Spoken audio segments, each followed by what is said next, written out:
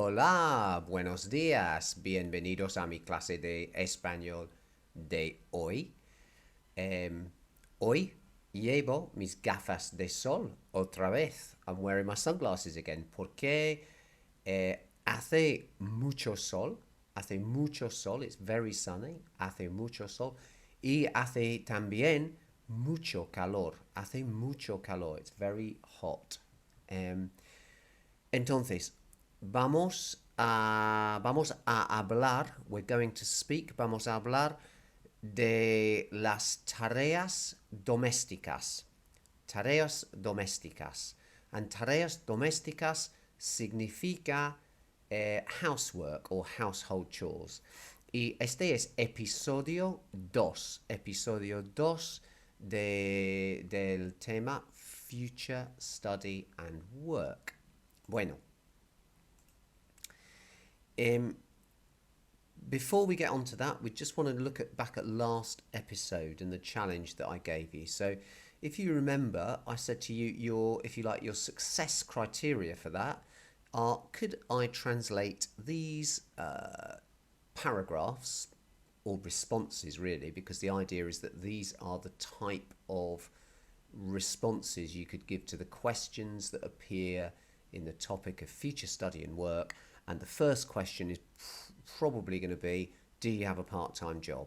So we looked at a couple of possible responses, and we talked about the fact that, you know, we can later on, once you've learned the sort of structures and what you might want to say, we can make it personal for you. So only you can really know whether you've used the resources that I gave you to learn this, and that if we actually go back a bit, and that if you can on-site translate these into Spanish without any hesitation, and if you can, you've succeeded in episode 1. Okay, there is the Spanish. Now, I don't particularly want to spend time looking back over that because you've got the video for that. And today I want to move on and look at the next question. Before we do that, again, for year 10s particularly, and possibly for quite a lot of the year 9s, you may well know this language that I'm going to look at now. It's the language of frequency, frecuencia, and it's basically the language of saying how often you do something, for example. So, little challenge for you, and as usual, you can just pause the video while you have a think. Can you say these frequency words in order, starting with the most often? So if you think, for example, nunca represents on a scale of most often to least often, the most often, you'd put that at the top. So just pause this. It may be that you can't remember any of this, or we've not even looked at it, but have a go, those of you that have seen this before. Can you remember the meaning of these 4 words, most often to least often? Pause, come back. Muy bien. Entonces, so siempre is the most often, because siempre is often. A menudo is the next in your list. A menudo, which means often. So we've got siempre, always. A menudo, often. A veces, sometimes, or at times. So that would be your third one, and nunca represents out of these words the least often, because nunca means never. Nunca. Okay? So I just want to expand on that a little bit and remind everybody of the word vez. Yeah, here we go. So if we look at this grey box at the top here, I've written una vez, V-E-Z. And vez means time in Spanish, but it means time in the sense of 1 time, 2 times, 3 times, 4 times, etc. So it's instances of time. Okay, so it's very much bound up with saying how often you do something. So if you want to say I do something 3 times a week, this is the language that you need. So una vez is 1 time, literally, or a time. Dos veces, 2 times, or we might say twice, mightn't we? Probably more naturally. Y tres veces, 3 times. And the only thing that may be of note here is that, irritatingly, it's Beth, V-E-Z, when you're talking about time 1 time. But if you pluralize this noun, because that's what it is, Beth, the Z turns to a C and becomes plural, Bethes. Bethes for times, plural. Dos veces, 2 times. Now, that might in turn help you to remember the little expression a veces, because a veces can translate as literally at times, or more, maybe slightly more naturally to us, sometimes. At times, sometimes, a veces. Then here we are, we've got the 4 little frequency words that I started with. Siempre, always. A menudo, often. Tricky that, isn't it? A menudo, often. A veces, just looked at that, sometimes. Nunca, never. Okay, so that's not all of our frequency expressions, but that's some of the most important and useful ones. Okay, next. Next I want to look at how we... Okay, so in English, we often say I have, don't we? When we mean I possess something. Okay, so, I have a older sister. I have a cool hairstyle. I have a fast car. I have a mountain bike, whatever it is. So when we're talking about possessing things and we want to say have, that's what we do, don't we? Say I have. But equally, we use have in this way as well, don't we? We add the word to. Obviously, you don't think about this because we do it without thinking. It's our native language. And when we say I have to, that suddenly means I'm obliged to do something. It's a must situation, isn't it? I have to.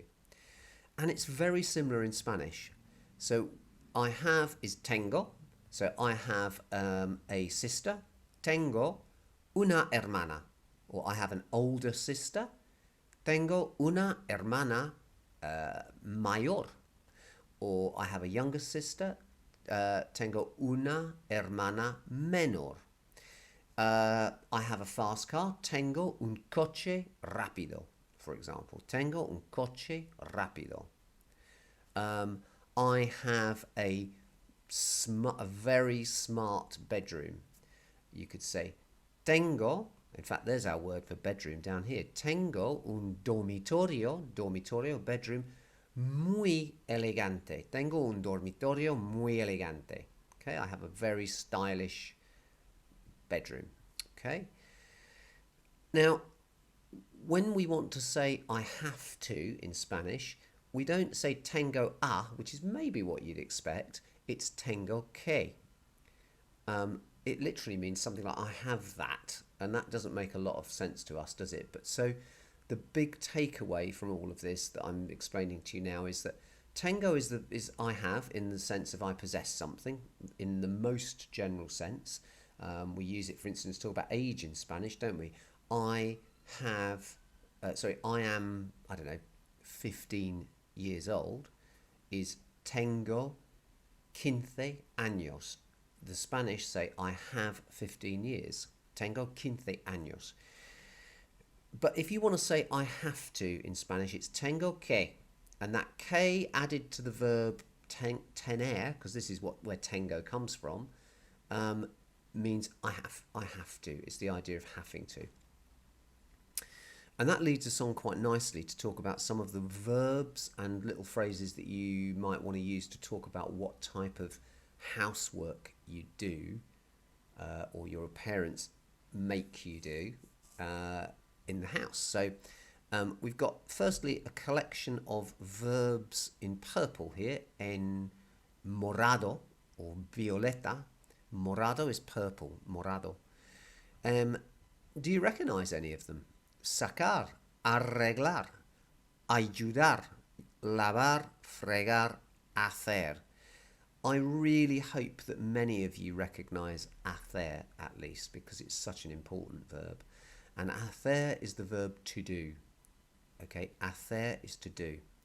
So how can we remember some of these verbs? Okay, so hacer is to do. We just have to remember it. It's super important.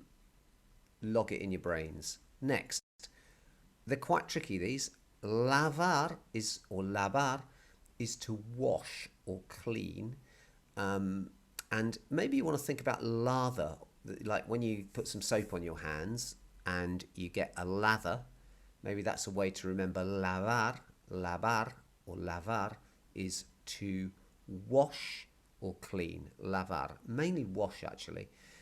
Ayudar, I think we've seen this quite a bit, and this is an important verb. It means to help. And you can think of our word aid maybe to help you remember this one. Ayudar, to help or to aid. Lavar, lather when you're washing your hands with soap. So it's to wash. Hacer, to do. And then we've got some tricky stuff. Maybe the one that I can help you with most is sacar. We've seen this, if we're in year 10, in connection with photos, because if you want to say to take or take photos in Spanish, they actually use this verb, and sacar means to take out, okay? And the reason for the fact they use that in relation to photos is, I believe anyway, or my guess is that in the days of very old cameras, they used to be very big aparatos muy grande, big devices or kind of machines, and you used to just have one kind of plate thing that would go in the slide into the machine. You'd then take one photograph only, and you would take out the plate and you would develop it. So it was an idea of taking something out of the back of the camera. So sacar is to take out, and we can use it here for literally to say to take out the rubbish, where basura is rubbish. So when you say sacar la basura, you're saying to take out the rubbish. But you can also use this verb sacar, and should use it when you're talking about taking photos. Sacar fotos. Sacar fotos. I like taking photos. Me gusta sacar fotos. I love taking photos. Me encanta sacar fotos. And so on. Now we come to two that are quite tricky, I think, to remember. Arreglar. Arreglar is to arrange, tidy, put in order. It has all of that kind of meaning, really. To arrange, to tidy, to put in order. One way that you might be able to remember it is that in Spanish, and actually we can learn quite a lot from this verb, because I'm just going to come out of the PowerPoint slightly, and if I can just go back to that, here we go. So a couple of other things that might be of use to you is to remember this. If I come back out, slideshow comes up. Okay, so I don't know whether you can see, but I've bolded up the R-E-G-L-A in this word, and it says regla, regla. And una regla is actually a ruler, the thing that you have in your pencil case or your bag. So it on the one hand, una regla is a ruler, and also una regla is a rule, as in a school rule, which is actually a useful word for you to know, because in the topic of school, you will have to talk about school in the exam, either in written form or spoken or both, and you will be asked, ¿Qué piensas tú de las reglas? What do you think of the rules at your school? Las reglas. So in turn, if you think of regla as rule, as in school rules, rules are all about keeping order, aren't they? And organisation. And that is what this verb arreglar is all about. It's about tidying, if it's about your room, for example. It's about putting things in order, to be neat. It's all of this idea. So again, to see, you might even be able to spot how that links up over here. But in fact, we'll come back to that in a second, and we'll decide how we can deploy these verbs with the orange words over here. Finally, One that's virtually impossible to help you out with, but it's fregar, is a specific verb for washing up, to wash up. Fregar. I can't think of a way of helping you to remember that, so we just have to kind of live with that. So if we look at the purple verbs over here, and we look at the orange additional words and phrases over here, just again, bearing in mind I'm not sure how much you can remember, what exactly we've taught, and because some people from year 9 will be viewing this, you might not have seen all this vocabulary. I'm going to just give you an opportunity now to pause this video and see if you could work out which of these verbs would work well with the orange phrases. And just before you do that, a quick reminder. So, ayudar, aid, help. Lavar, lather your hands when you use soap. Lavar, to wash. Hacer, biggie, is to do. Sacar is to take out. Sacar, and you can use it for photos. Sacar fotos. Arreglar. Arreglar, regla, look, it's inside that word. Regla is rule, as in the thing that you draw a line with, and a school rule type rule. And it means to tidy, to order, to be neat or whatever. And finally, fregar is very difficult. Fregar means to wash up, to wash up. So pause me, have a look at the orange words. Can you guess how they might link up? Come back when you're ready and we will go through. Okay, so there may be more than one explanation, by the way, for these, or a possibility of pairing them in different ways which would work. But the way I did it was sacar, to take out, la basura, to take out the rubbish. Arreglar mi dormitorio, to tidy my room. Arreglar mi dormitorio. Ayudar, to help. En casa. En casa literally means in-house. In-house, because casa is a house. Una casa is a house. But when you say en casa, it can mean in-house, but a more natural translation often is at home. So if you want to say to help at home, ayudar en casa. Lavar, well, the one that you need to go for here is, I think, el coche de mi madre. El coche de mi madre. And well done if you understand that, because it means literally the car, el coche, coche is car, de mi madre, of my mother. And this is a really important phrase, because I want to now remind you that you cannot say in Spanish, my mum's car. That sort of structure like we have with the mum with an apostrophe and an S to indicate something belonging doesn't exist in Spanish. You have to think that you're going to need to use the word of in this type of phrase. So we would say el coche de mi madre, the car of my mother. If you wanted to say the sister of my uncle, where uncle is tío, it would have to be la hermana, sister, la hermana de mi tío, the sister of my uncle, for example. Or if you wanted to say my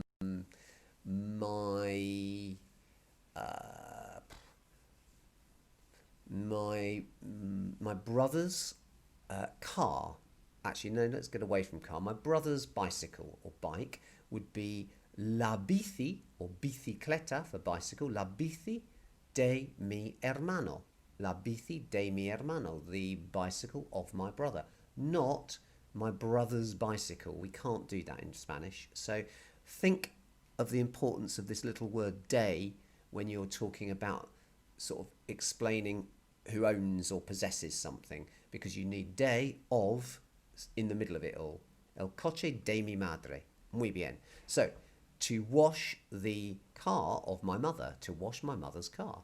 Fregar, I told you was difficult. It's a specific verb which means to wash up, and you might well have guessed platos is what would go with that. Fregar los platos, to wash the dishes, or plates, literally, isn't it? And finally, hacer. Now, if you got this, really well done. Hacer, to do. De canguro. A canguro actually es un animal. Y es un animal australiano. It's an Australian animal. Can you guess what a canguro might be? Sí, es correcto, es un kangaroo. And the term hacer de canguro, literally to do of kangaroo, it makes no sense in English at all, that phrase, is to babysit.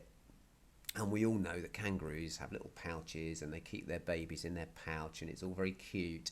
And that is what the Spanish sort of associate with babysitting and use this expression, to do of kangaroo, hacer de canguro. Okay, so it's a nice expression to use in the exam if you can remember it.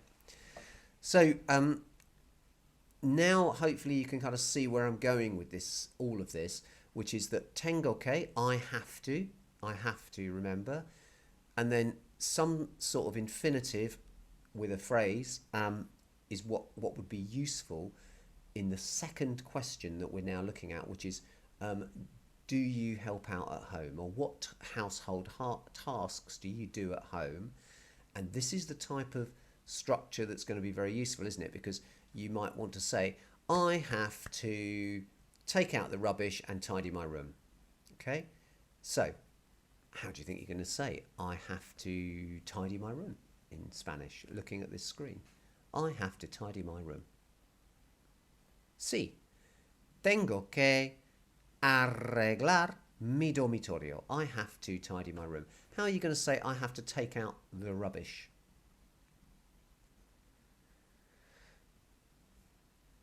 Okay, tengo que sacar la basura. Tengo que sacar la basura. How are you going to say I have to wash my mother's car? Sí, es correcto, ¿no? Tengo que lavar el coche de mi madre. I have to wash the car of my mother. How would you say, and by the way, in Spanish, if we want to say how do you say kind of thing, it's como se dice.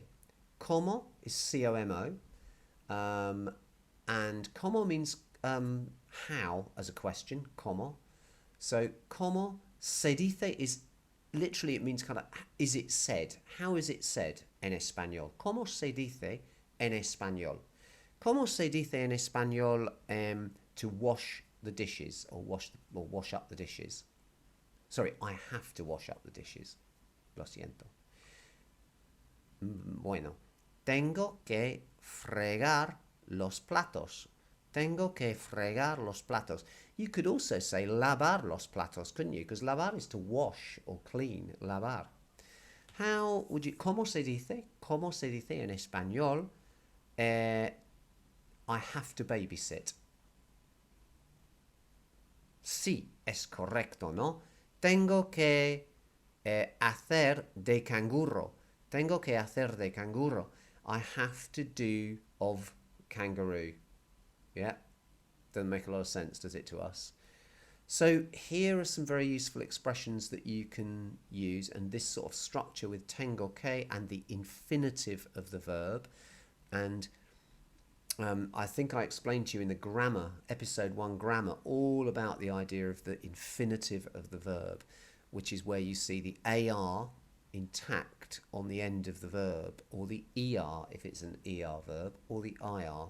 So these are all the infinitive of the verb, and they translate just as for example, ayudar translates as either just help or to help. It depends on the sentence or the phrase. So it's either help or to help. Now, just, I don't want to get too bogged down in grammar, because that was the idea of really doing a separate grammar video, but it's worth going over this stuff regularly with you. So here's an example of an infinitive, charlar. Charlar. It basically means to chat. Char ladies, chatting. So char ladies are sort of cleaning women historically who go into a house and clean and tidy and do all these things, and they were known as char ladies, charlar, and they like to chat. So Charlar, to chat or chat. We need to remember, though, that this on its own has only a limited amount of use, and we need to get used to the idea of changing the ending on the verb to change the meaning. So if you remember, I think I've done this in fact in the family and friends video series. We should recognize the concept of infinitive, chopping the AR, ER or IR ending off, in this case, which would leave us with chal, which is, in terms of sort of grammar language, is called the stem of the verb. And then we need to recognize that in Spanish, the endings are really important, because if you want to say, for example, well, again, let's just give ourselves some more verbs to play with. Charlar, to chat. Comer is to eat. We must surely know that. Comer is to eat. It's an ER verb. And escribir is an IR verb, means to write. Escribir is to write. So these are just examples of, or 3 examples of the 3 types or categories of verbs in Spanish. AR verbs, like charlar. ER verbs, like comer. And IR verbs like escribir. And the AR verbs are by far the biggest group, but unfortunately for us, the other 2 groups, the ER and IR verbs, although they're smaller and there aren't as many of them, a lot of the most important verbs fall into these categories. And I've put them together with a plus in between, because often they share a lot of the same coding. And what I mean by that is, for example, well, maybe this, yes, actually I will be able to give you an example of what I mean by sharing their coding. If you want to talk in the present tense about what you're doing now or what you do currently, okay, all we need to remember is our O ending. So hoy means today. So if you wanted to say today I'm chatting, hoy charlo. You can put a yo in front of it, yo for I, if you want to, and say hoy yo charlo, which literally mirrors our English better, doesn't it? Because that does mean I, yo, charlo, chat. If I want to say I eat or I am eating, because it's the same in Spanish, it's como. So we've got our stem of the verb, which would be com. I've chopped the ER off, add an O, because O is the ending for the I form in the present tense. I get como. Escribir, chop off the IR ending to get your stem, in this case would be escrib. Put an O on, escribo, which means I write or I am writing. It means both of those things. So why am I showing you this? Will probably become clear in a second. A reminder of the past tense now. So if you don't want to talk about hoy, which means today, or it doesn't have to be today, it just means currently I'm doing something. So present tense would be used to say things like I go to boxing club every week. I go to boxing club every week, where go is in the present tense. I'm reading a brilliant Harry Potter novel. Okay, I am reading is a present tense form, isn't it? I am reading is you explaining what you're doing around this time now, currently. If we want to go back in time, ayer, yesterday, for example, but it could be last year, it could be this morning, earlier, sort of thing. We need a different set of endings, and they are E with an accent. So charlar, meaning to chat. If you want to say I chatted, it's charlé, and you have to hit the end vowel when you say it. It's got an accent on it here, charlé. Might seem trivial, but that's kind of what tells the Spanish ear that we're in the past tense. It's hearing that stressed last vowel, charlé. It doesn't have to be really over the top, but what you don't want to be saying is Charlie. Okay, Charlie. That's the wrong emphasis, charlé. Now, I said that the ER and IR verbs often share the same coding, and in the past tense I form, they do. So you've got comí and escribí. They both have an I with an accent ending. So comí, I ate, past tense. Escribí, I wrote, past tense. And finally, a reminder, guys, of the very simple thing that you have to remember for talking about what you're going to do. All you have to remember is voy a. So voy a charlar, I'm going to chat. Voy a comer, I'm going to eat. Voy a escribir, I'm going to write. So actually here on this one slide, we've got present tense, past, and near future, as it's called. Okay, so if you were asked in the exam to talk about something in the present tense, past tense, future tense, this is essentially what you would need to do that. Okay, mañana, tomorrow, by the way. Mañana also means morning. So as I've probably said to you many times before, you have this weird expression for tomorrow morning in Spanish, which is mañana por la mañana, because por la mañana means in the morning. Por la mañana, in the morning. Por la tarde, in the afternoon. Mañana por la mañana, tomorrow morning. Mañana por la tarde, tomorrow afternoon, and so on. Okay. Now we kind of get onto the main part of what you'll be learning, or I want you to learn, because I can't do it for you in this episode 2. I'm showing you this slide because this gives you, if you like, a menu of things that you might want to use later on to personalise what you do around the house. Hopefully most of you help your parents out around the house. And here's just a few examples for you. You can look at the English if it's easier. Work in the garden, empty the dishwasher, wash up the dishes, wash my father's mother's car, look after my younger brother, sister, and so on. Okay? The reason I'm showing you this at this stage is because look at all these lovely verbs down here. Limpiar, pasear, cuidar, lavar, fregar.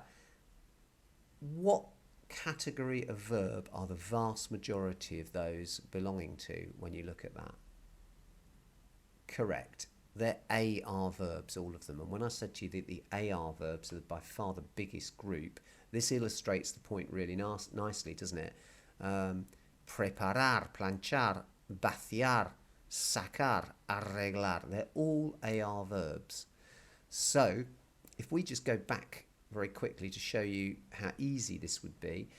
If you want to say I, okay, all you do with any AR verb and ER or IR is just add an O, okay? And if you want to go into the past with AR verbs like charlar, you add an E with an accent to take yourself back in time. So if we come back, just pick randomly one of these verbs like cuidar, which is a great verb to remember. It means to look after or care for something or somebody. So if I wanted to change this from look after to I look after, okay, present tense, or I am looking after, cuidar here, you chop off the AR ending to get quid. So off comes the AR. We add an O for present tense. I form becomes cuido. Yo cuido, which means I look after, or I am looking after, depending on what you want to say. Cuido, I look after, or I am looking after. If I, on the other hand, wanted to say I looked after, going back in time now, looking at my chart here, here's what I would need for the past tense of an AR verb. It's E with an accent, so I'm going to say cuidé, cuidé, with the E with the accent on the end. Okay, so there's not too much to remember there. Now, you can look at this stuff at your leisure, because in the PowerPoint that I will attach to this video, there's a link below, like I did last time. There will be links below that give you a PowerPoint that is for you to access, 2 audios, just like last time, and a talk prompt sheet, just like last time. Now, forgive me, it won't be a separate talk sheet. The talk prompt activity will be in the PowerPoint. And just again at the top here in grey, here you've got some really nice time expressions which we looked at the start of all this. So for example, once a week I have to, whatever it is you have to do. will be una vez por semana, tengo que, I have to, and then you just add on your infinitive or phrase that you want. So if I want to say once a week I have to look after my brother, or my younger brother actually, it's going to be una vez por semana, once, what literally it means one time per week. Tengo que, I have to, and you're going to say cuidar a mi hermano menor. Hermano, brother. Hermana, with an A on the end, as we must surely know, is sister. So the O and the A ending is important there. So cuidar a mi hermano menor is to look after my younger brother. There is one more thing that I really want you to listen carefully to, and something I'm going to explain to you now.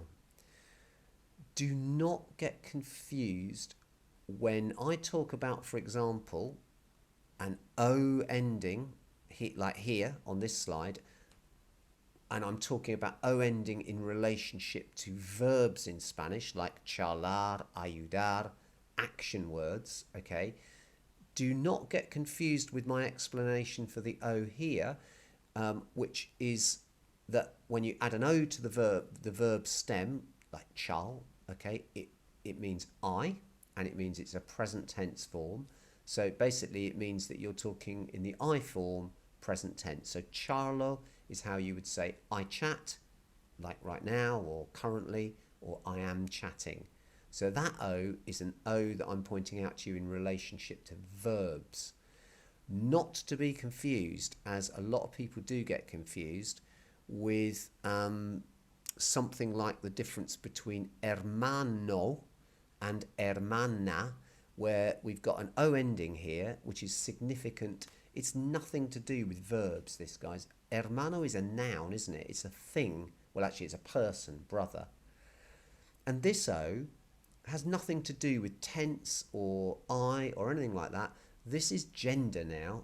We're talking about nouns. So the difference between hermano, O is a signature of a masculine thing in Spanish. And when we're talking about nouns, things, people, places. And an A on the end is a signifier of feminine. Okay, so, and this illustrates it perfectly because we've got the one word, hermano. O means brother, hermana, sister. Okay, so do not get confused between talking about noun endings and their significance for gender, so whether something's male or feminine, and verb endings, which is all about when the action took place, the tense, in other words, present tense, past tense, future tense, and who's doing the action. It's two very different things. Right, muy bien. This week's challenge, okay. Normally, I clean the house on Saturdays and I pass the vacuum cleaner. And I've worded it in this way, guys, because that is how the Spanish say to do the hoovering, basically. Is they say I pass the vacuum cleaner. That's the best way I can translate it. It does not bother me because for me, it's important to help at home. However, I hate babysitting, or I hate to babysit, because my younger sister gets on my nerves.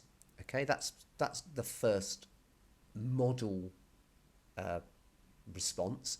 And then I've given you another one to learn just to boost your kind of vocabulary and what you can say. And there is a bit of repetition here because we've got, I don't mind because I think it's important to help at home. So we've got that same idea in both of these.